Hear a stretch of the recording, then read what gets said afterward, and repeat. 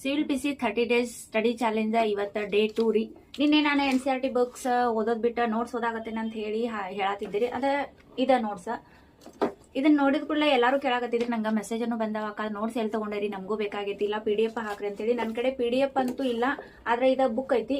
ಈ ಬುಕ್ ನ ನನಗ ನಮ್ಮ ಅಣ್ಣ ತಂದು ಕೊಟ್ಟಿದ್ರೆ, ಹಿಂಗಾಗಿ ಇದು ಎಲ್ಲಿ ಸಿಗ್ತೈತೆ ಅಂತ ನಂಗೂ ಗೊತ್ತಿಲ್ಲ. ಒಂದಂತೂ ಹೇಳ್ಬೋದ, ಈ ಬುಕ್ ಮೇಲೆ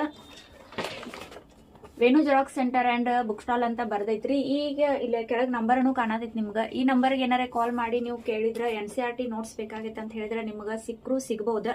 ಇದು ಸೆಂಟರ್ ಇರೋದು ಧಾರವಾಡ ಒಳಗನ. ನೀವು ಆ ನಂಬರ್ಗೆ ಏನಾರ ಕಾಲ್ ಮಾಡಿ ಕೇಳಿದ್ರೆ ಅಂದ್ರೆ ನಿಮಗೂ ಅದ ಸಿಗ್ತೈತಿ, ನೋಟ್ಸ್ ಓದಬಹುದು.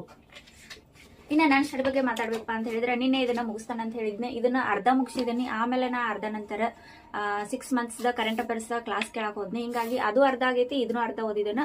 ಇವತ್ ಮತ್ತ ಇನ್ನ ಉಳ್ದದ್ದ ಇದನ್ನ NCERT ಬುಕ್ಸ್ ಅನ್ನು ಮುಗಿಸ್ತೇನೆ. ಆಮೇಲೆ ಅದ ಕರೆಂಟ್ ಅಫೇರ್ಸ್ ಕ್ಲಾಸ್ ಐತಿಲ್ಲ, ಅದನ್ನು ಇವತ್ತ ಮುಗಿಸಾತೇನೆ. ಇವತ್ತ ಇದ 2 ಕಂಪ್ಲೀಟ್ ಆಗ್ತೈತಿ ನಂದು. 6 ಮಂತ್ಸ್ ಕರೆಂಟ್ ಅಫೇರ್ಸ್ ಆಮೇಲೆ SS ದ ನೋಟ್ಸ್ 2 ಕಂಪ್ಲೀಟ್ ಆಗ್ತಾವ.